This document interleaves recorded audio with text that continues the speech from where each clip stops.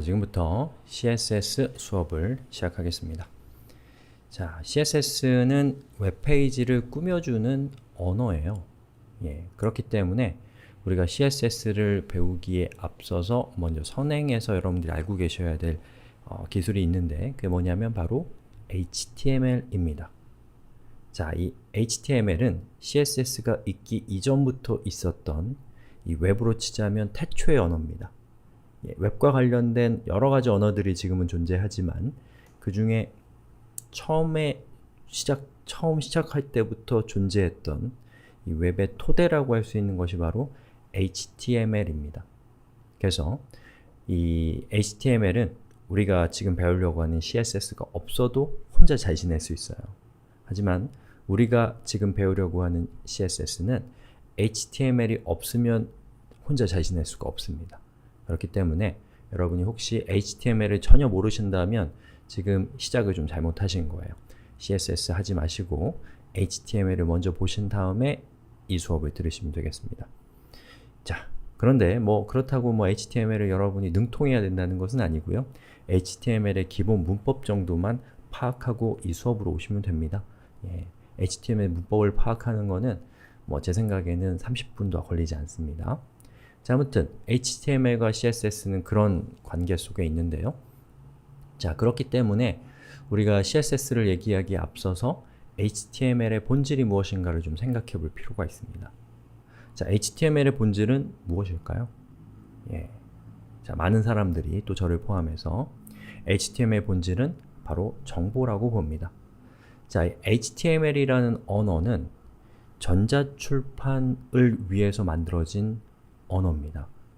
그리고 우리가 전자출판을 하는 이유, 우리가 책을 만들고 출판을 하고 하는 이유는 바로 정보를 생산하고 보관하고 전송하고 이런 것들을 하기 위해서 우리가 전자출판이라는 행위를 하는 것이죠.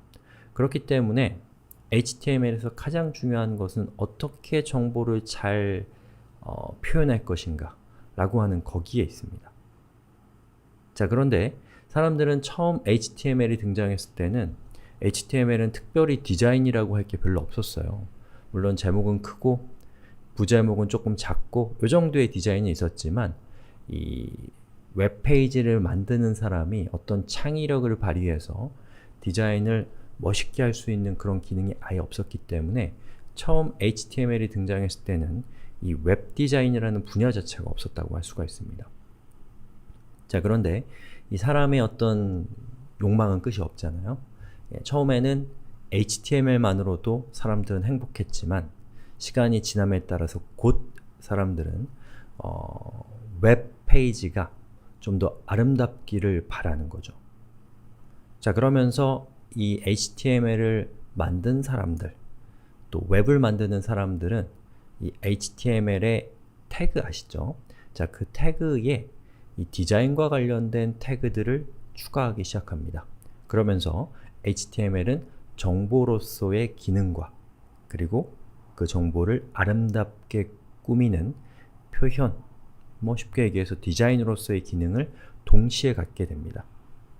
자, 그때 추가된 대표적인 태그가, 디자인과 관련된 대표적인 태그가 바로 폰트 태그인데요. 이 폰트 태그는 웹페이지에서 이 글꼴, 또 서체와 관련된 디자인을 담당하는 그런 태그입니다. 자, 여기 예제가 있는데요. 요거는 HTML, CSS, 자바스크립트를 리스트로 표현하는 HTML 코드입니다. 자, 여기에다가 제가 폰트 태그를 적용해서 요것을 각각의 항목을 붉은색으로 표현되도록 코딩을 한번 해볼게요. 자, 이렇게 됩니다. 지금 실습이 중요한 게 아닙니다. 실습이 필요 없는 수업이에요. 자, 여기 보시는 것처럼 이렇게 하면 저기 있는 저 빨간색으로 표시된 저 폰트 태그로 인해서 HTML, CSS, 자바스크립트가 화면에 이렇게 붉은색으로 표시되게 됩니다. 자, 다시 한번 코드를 살펴볼까요? 이렇게 생긴 코드인데요. 자, 지금 보시는 것처럼 li라고 하는 태그와 폰트라는 태그가 하나의 웹페이지 안에서 공존하고 있습니다. 자, 이 둘 다 태그라는 점은 마찬가지지만 li와 폰트는 좀 달라요. 자, li라고 하는 것은 저 안에 있는 HTML, CSS, 자바스크립트가 각각이 어떠한 항목이다라고 하는 어떤 정보를 가지고 있는 그런 태그입니다. 하지만 저 폰트 태그는 HTML, CSS, 자바스크립트를 붉은색으로 표현하는 뭐랄까요? 시각적인 디자인과 관련된 코드라고 할 수가 있는 것이죠. 즉, 정보를 나타내는 태그와 폰트와 같이 정보로서의 기능은 전혀 없고 이 시각적인 디자인과 관련된 태그가 이 HTML 안에 믹스되게 되는 것이죠. 자, 그것은 그렇게 나쁜 선택이었다고 할 수는 없습니다. 왜냐하면 이미 HTML의 문법을 알고 있는 사람이 이 폰트라는 새로운 태그가 등장하게 되면 이미 문법은 알고 있으니까 폰트라는 태그만 익히면 바로 디자인에 적용할 수가 있는 거거든요. 그리고 브라우저를 만드는 업체들도 이미 HTML의 문법에 따라서 동작하는 브라우저를 만들어 놓은 상태이기 때문에 폰트라는 태그가 새로 추가되는 것을 브라우저에 기능을 추가하는 것이 그렇게 어려운 일이 아니라는 말이죠. 자, 그런데 문제는 뭐냐면 HTML이 또 더 나아가서 웹이 대박을 치게 됩니다. 엄청나게 폭발적인 속도로 성장하게 돼요. 그러면서 이 HTML이라는 것이 처음에는 단지 웹페이지를 표현하기 위한 언어였는데 어느 순간부터 그 위상, 그 지위가 격상되면서 인류가 만들어내는 정보와 경험과 이러한 것들을 담아내는 그릇으로 발전하기 시작하는 것이죠. 그러면서 이 HTML이라고 하는 기술은 중요한 기술이 되고 그럴수록 HTML의 어떤 정보로서의 가치는 커지고 HTML이 정보를 잘 표현하는 것이 너무나 중요해지기 시작합니다. 그런데 아까 보셨던 것처럼 이 HTML 안에 폰트 태그와 같은 시각적인 것과 관련된 기능들이 난잡하게 들어오기 시작하면서 우리 선대의 그 웹을 만들었던 사람들은 고민에 빠집니다. 이 문제를 어떻게 해결할 것인가에 대해서. 그리고 아주 고통스러운 결정을 내려요. 어떤 고통스러운 결정을 내리냐면 HTML에서 디자인의 기능을 빼버립니다. 왜냐? HTML이 정보에 전념하게 하기 위해서. 그리고 고통스러운 결정이 뭐였냐면 바로 HTML이 아닌 완전히 새로운 문법을 가지고 있는 새로운 체계, 새로운 언어인 CSS라는 것을 만들게 됩니다. 자, 이거 제가 고통스럽다고 표현을 했는데 그 이유는 폰트 태그가 추가되는 것은 HTML을 이미 알고 있는 사람한테는 배우는 게 어렵지 않아요. 왜냐하면 문법을 이미 알고 있으니까. 하지만 CSS는 완전히 새로운 문법이기 때문에 학습하는 사람한테는 고통이 따를 수밖에 없습니다. 그리고 마찬가지로 이 웹브라우저를 만드는 업체에게도 이 기존에 없었던 문법을 갖고 있는 기능을 탑재하는 거기 때문에 폰트 태그 하나를 추가하는 것보다 CSS라는 새로운 언어를 추가하는 것이 훨씬 더 큰 도전 과제가 되는 것이죠. 그럼에도 불구하고 HTML에서 CSS가 분화될 수밖에 없었던 이유는 그걸 분화시켰을 때 효과가 훨씬 더 크다라고 하는 판단이 있었던 것이죠. 그건 두 가지. 첫 번째는 HTML이 정보에 전념하게 하기 위해서 그것이 너무나 중요했기 때문입니다. 그리고 두 번째, CSS라고 하는 언어는 디자인에 훨씬 더 효율적인 문법 체계를 갖고 있기 때문에 바로 이 두 가지 이유로 인해서 HTML 안에 섞여 있었던 디자인의 기능이 CSS로 분화되게 되는 것이죠. 자, 그럼 여기 있는 이 코드를 한번 다시 보시죠. 이건 우리가 아까 작성했던 코드인데 여기 있는 이 코드를 여기에는 폰트라고 하는 태그가 디자인과 관련된 태그가 있는데요. 요거를 이제 CSS화를 한번 시켜보겠습니다. 자, 우선 여기에서 저 폰트 태그를 없애버립니다. 그러면 보시는 것처럼 정보로서의 가치를 갖고 있는 li 태그만 남게 되죠. 그리고 여러분이 코드를 작성해서 웹브라우저한테 이렇게 시키는 거예요. 지금부터 CSS 언어가 나오니까 CSS 문법에 따라서 해석하세요 라고 하는 것에 해당되는 메시지를, 코드를 저 위치에다가 갖다 놓는 거죠. 자, 그 코드를 실제로 표현해 보면 이렇게 생겼습니다. 스타일 태그로 시작해서 스타일 태그로 닫힙니다.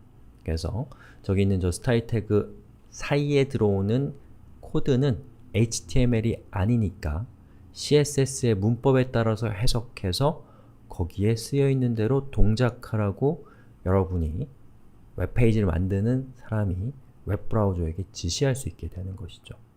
자, 그럼 저기에다가 이제 어떤 코드를 넣을 거냐면 이 웹페이지에 있는 모든 li 태그의 폰트 컬러를 붉은색으로 칠해주세요 라고 하는 명령을 저기에다가 우리가 적을 거예요.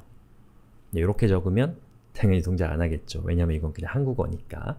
아직 우리 기술이 거기까지 못 왔습니다.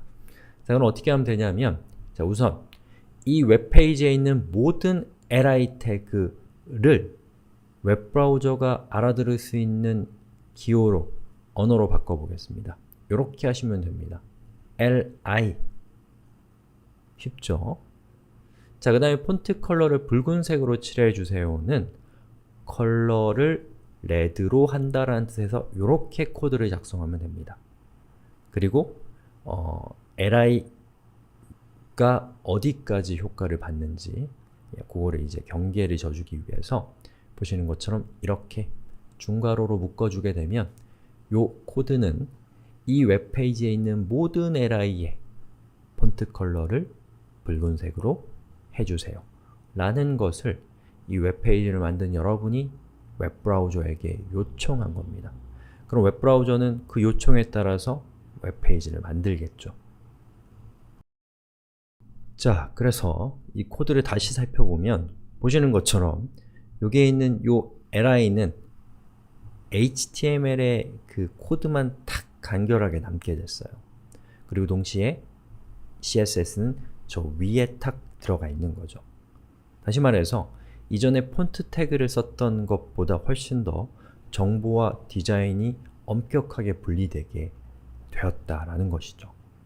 이렇게 되면 어떤 장점이 생기냐면 우리가 만든 웹페이지를 해석해서 여러가지 것들을 처리해야 되는, 예를 들면 검색 엔진 또는 시각장애인들이 사용하는 스컬리더 이런 프로그램들이 우리 웹페이지에서 필요한 정보를 훨씬 더 잘 가져가서 처리할 수 있게 된다는 겁니다. 자, 그리고 또 하나의 장점. 자, 이것은 CSS가 더 효율적이라는 것을 보여드리기 위한 건데요. 자, 지금 보시는 것처럼 왼쪽과 오른쪽은 우리가 지금까지 봤던 것처럼 똑같은 결과를 만들어내는 코드입니다. 하지만 왼쪽에는 과거의 잔재인 폰트 태그가 사용되고 있고 오른쪽에는 CSS가 적용된 상태예요. 자, 이 상태에서 누군가가 여러분에게 매일같이 빨간색 폰트를 하루는 파우더 블루로 바꾸라고 하고 그 다음엔 들어본 적도 없는 토마토 컬러로 바꾸라고 하고 그 다음에는 또 파란색으로 바꾸라고 하고 그렇게 매일같이 여러분한테 요청하면 여러분들 기분이 어떻겠어요? 회사 그만둘 때가 된 거죠. 그리고 여기 왼쪽에 있는 저 코드가 단지 3줄이 아니라 저게 1000줄짜리고 이렇게 일목요연하게 있는 것이 아니라 군데군데 막 흩어져 있는 아주 복잡하고 난잡한 상황이라고 한번 생각해 보세요. 자, 그런 상황에서 폰트 태그를 사용할 때와 CSS를 사용할 때의 차이는 엄청난 차이가 납니다. 자, 폰트 컬러를 바꾸고 싶으면 왼쪽에서는 어떻게 해야 되나요? 모든 레드를 블루로 하나하나 바꿔줘야 됩니다. 하지만 오른쪽에 있는 CSS가 적용된 코드에서는 단지 컬러는 블루라고 하고 그 색깔만 바꿔주게 되면 지금까지 있었던 모든 li 태그 그리고 앞으로 이 웹페이지에 추가될 모든 li 태그에 대해서 폰트 컬러가 파란색으로 바뀌는 폭발적인 효과를 얻게 된다는 겁니다. 자, 이러한 강력한 힘을 갖는 그 디자인 언어가 바로 CSS입니다. 그러면 CSS가 무엇인가에 대한 간략한 설명은 여기까지 하고요. 우리 이 다음 시간부터 CSS에 대한 구체적인 수업을 시작하겠습니다.